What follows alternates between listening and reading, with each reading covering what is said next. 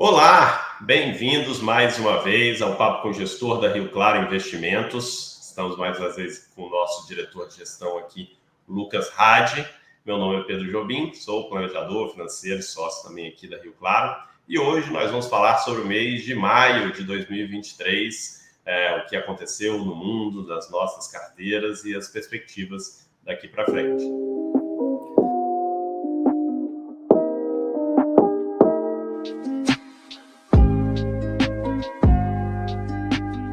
Olá a todos, olá Pedro, mais uma vez. Vamos falar do mês de maio, um mês aí que felizmente correu tudo relativamente bem, principalmente nos portfólios. Então vamos comentar aí um pouquinho cenário interno, externo, os nossos portfólios em geral. E a gente começa com essa tabela aí super bonita, né? Tudo bem que o dólar depende, né? Se você está indo viajar ou se você tem dólar na carteira, mas não deixa de ser bonito, tudo verde aí, né? O IFIX com um destaque depois de tanto tempo de queda, o Ibovespa subindo quase 4%, o CDI, obviamente, estável, e o S&P ali uma leve alta, mas, ou seja, um mês que, para onde você olha, foi positivo. E em termos de investimentos, a gente tem que comemorar também o dólar, porque a maioria das posições nossas de multimercado e mesmo as nossas posições no exterior, que naturalmente são dolarizadas, se beneficiaram dessa posição. Então, um mês de maio aí que vem para contradizer aquele ditado, né, que é o sell in May and go away, né, que todo mundo fala que maio é o mês que você percebe que tudo naquele ano vai dar errado, tudo que você esperava em janeiro vai dar errado, e aí você começa a vender os ativos. É uma brincadeira de mercado, porque historicamente as bolsas, não só no Brasil, mas no mundo inteiro, são prioritariamente negativas no mês de maio. Isso não tem nada, nenhum estudo que comprove alguma correlação de fato, mas quando você olha ali a olho nu, numa estatística muito simples, isso acontece. Esse ano foi diferente, tivemos um maio aí extremamente positivo. Começando aí pelo cenário externo, a gente tem um dado a respeito da China que é talvez uma indicação de mudança dos tempos, também um dado um pouco preocupante, porque a gente sabe que a China é considerado por muitos a nova potência dominante. Né? Quando você vê aqueles gráficos que o Ray Dalio gosta muito de mostrar, né, dos diversos impérios que foram evoluindo e crescendo ao longo dos anos, você tem muito a questão dos Estados Unidos em queda e a China em ascensão. Mas o que a gente vê aí é que a meta de 5% de crescimento da China está difícil de ser batida, ela depende cada vez mais da sua demanda interna, mas a gente percebe um movimento de crescente desemprego da sua mão de obra capacitada, da sua mão de obra, vamos dizer assim, estudada, tá? Que são os jovens. A gente vai falar ali da população talvez até 25, no máximo 30 anos, que são todos aqueles jovens que se beneficiaram já desse crescimento econômico e daí vieram de uma geração de pais que fizeram a mudança social e, portanto, conseguiram oferecer para os seus filhos estudo. O que a gente percebe é que essa população urbana não está conseguindo emprego e daí existe uma grande insatisfação por parte deles. E aí o governo de lá, que a gente não pode chamar de democrático, fica incentivando que eles aceitem empregos que a gente pode chamar de talvez braçais ou não intelectuais, porque para eles o importante é produzir, o importante é o PIB, o importante é onde há demanda, então vá para lá. Mas quem estudou, quem se preparou, vou chutar aqui, para ser um engenheiro, para ser um advogado, ele não quer ir, de repente, para uma fábrica ser um encarregado. Estou dando um exemplo aleatório, mas é a realidade do que está acontecendo hoje na China. Então, a gente tem uma mudança social acontecendo lá e é muito importante observar aí como é que o partido vai lidar com isso, porque a gente pode chamar isso de uma assimetria da sua política econômica aí de mais de uma década, tá certo? Até coloquei um gráfico ali para mostrar isso, tá? E a gente consegue ilustrar essa questão, que é o quê? De amarelo, vocês conseguem ver o que é a taxa de desemprego na China, como um todo. Ou seja, estável há mais de 5 anos. Mas quando você olha a taxa de desemprego urbana dos jovens de 16 a 24 anos, é inegável como que há uma tendência de alta. Né? E você está chegando ali a 20% de desemprego. Você falar 20% de desemprego na China é algo impensável, né? Falando aí de uma economia acostumada a crescer usualmente a 2 dígitos. E a gente vê muito assim também, pensando no longo prazo, né? Na China, o nível de natalidade, a população vem diminuindo, né? Especialmente entre os mais jovens, eles têm culturalmente um ponto muito grande ali de se eles não estão muito bem financeiramente, eles não querem ter filhos. Ainda vem aquela questão da política de um filho só que acabou, mas ainda está dentro da mente das pessoas. Então, no longo prazo, a gente tem um envelhecimento ali da população e provavelmente o fim do boom demográfico, que foi o que impulsionou tanto o país, né? Sem dúvida, porque crescimento populacional é uma das forças motrizes do crescimento do PIB, né? E é aquela coisa, é a lei que estava impedindo do pessoal ter mais de um filho, talvez lá atrás. Hoje já não é isso, né? Hoje já não era uma lei que estava impedindo, as pessoas queriam e não podiam por causa da lei. Na verdade, cancelaram a lei, revogaram, mas muito dificilmente quem está em crescimento econômico individual vai mudar a sua cabeça ali tão rapidamente, até porque a gente está falando de uma geração que já nasceu com a lei sendo uma verdade. Né? Então, isso está incutido na cabeça do pessoal. Ao mesmo tempo, a China vai deixar de ser o país mais populoso do mundo, se é que não deixou de ser aí nos últimos 2, 3 meses, perdendo para a Índia. Né? Então, deixa até de ser alvo estratégico de algumas marcas. Óbvio que, né, ser o segundo mais populoso ainda é muito importante, mas com uma taxa decrescente, já perde aquele viés estratégico. Ainda falando de cenário externo e a gente passando para os Estados Unidos, vale comentar, né, a eterna discussão dos juros. Houve o aumento de 0,25. A tendência é que junho fique estável e acredita-se que em julho haveria um último aumento, tudo continuando como está, até porque a gente teve uma taxa de inflação menor aí nesse último mês, então tudo conforme, teoricamente, conforme esperado. E hoje a gente está gravando aqui em 2 de junho, né? Quem viveu o drama todo aí do teto da dívida viu que no último dia, né, no apagar das luzes do Congresso americano, foi revogado o teto da dívida.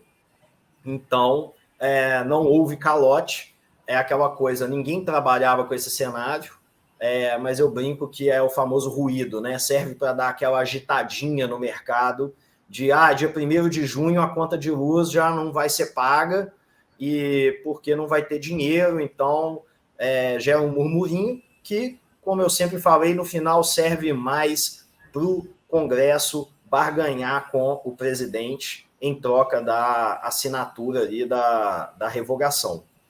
Tá? E, por fim, Europa, também em decrescimento das taxas de inflação, embora de maneira muito dispersa.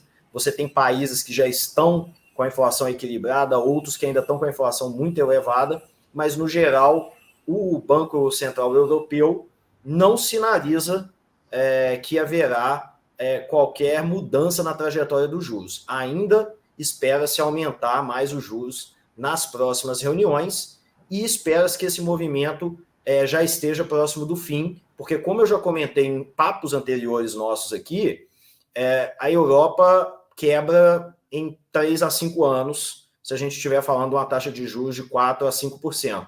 Eles têm uma estrutura de dívida que não suporta esse custo de endividamento. Então, a gente precisa rapidamente reverter esse cenário. E agora vamos falar do Brasil, que aqui as coisas um pouco mais positivas que no resto do mundo, né? Bastante, pelo menos nesse mês.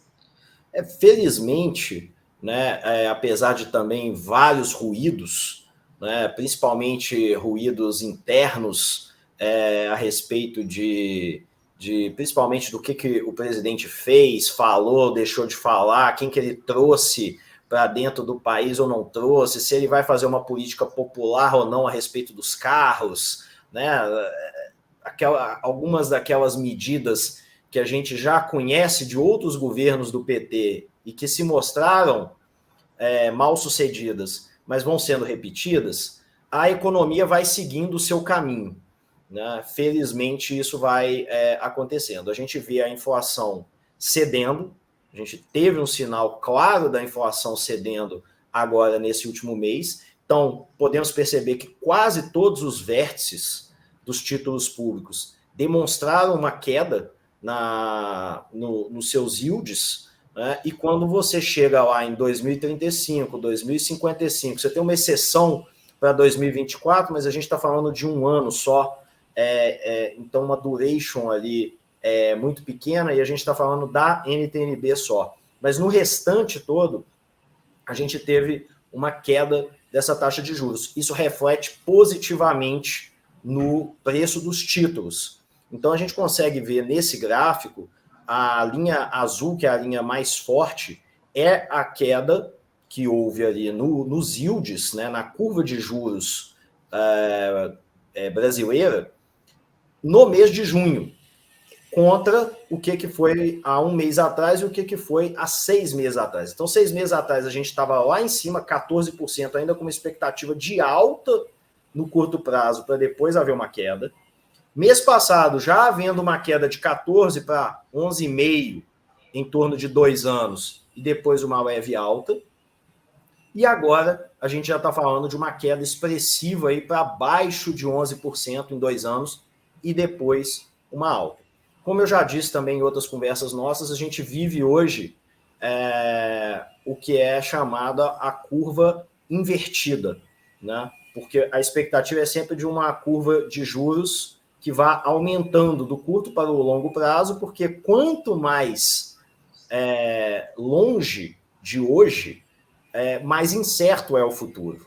Mas o que a gente percebe é que, num primeiro momento, você tem uma curva invertida, ou seja, a expectativa de que a taxa Selic hoje esteja em um pico e passe por um movimento de queda, ou seja, de decréscimo aí ao longo dos próximos meses e anos. É toda uma composição de cenário. O Brasil mostrando que a inflação está sob controle, o marco fiscal tendo ido, mesmo com algumas mudanças no texto, mas tendo avançado dentro do Congresso, né? O ministro Haddad até muito elogiado pela articulação política dele, ainda que questionável essa afirmação, porque era uma medida bem vista. Na verdade, ele teve mais que negociar com o próprio partido dele do que com a oposição, juntando com Estados Unidos e Europa, que também estão em queda da inflação, ou seja, já começa-se a enxergar que, olha, dá para a taxa de juros cair sim no Brasil, porque nos Estados Unidos daqui a pouco vai haver queda também, ou seja, não corre o risco da gente fazer aquela curva cruzada, né? Da gente estar na contramão do sucesso. Então, felizmente, podemos estar num momento de inflexão, o que é extremamente positivo para os nossos portfólios, como foi o caso de maio, onde todos os portfólios foram extremamente positivos, alguns mais, outros menos, mas todos renderam acima aí do CDI. E aí, nesse ponto, eu acho muito importante mostrar, né, o efeito que os juros têm em todos os ativos, né? Então, aqui, a gente colocou um gráfico que mostra os títulos públicos de 10 anos no Brasil, né? Então, aqui a linha azul escura. Quando o título se valoriza, é porque o juros está caindo, né? Inversamente proporcional.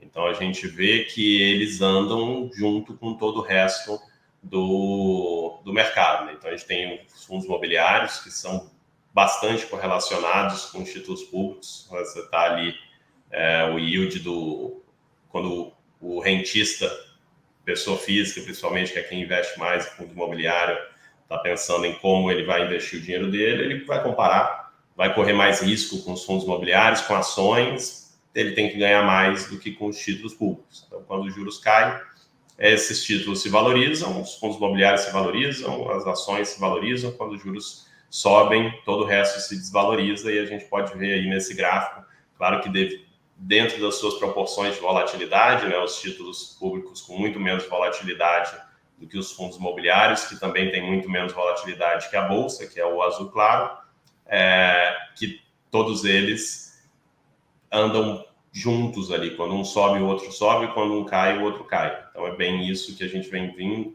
vendo ao longo do mês, né? Apesar de toda a poluição, como você disse, de notícias, de falas, o que realmente rege o mercado é o macro ali, os juros subindo, os juros caindo e tudo que está acontecendo não só no Brasil como no mundo. E aí, eu acho que esse gráfico ele é muito importante para mostrar o que é o grande drama da alocação de recursos no mundo globalizado, né? Que é, no final das contas, a enorme correlação que existe entre os ativos.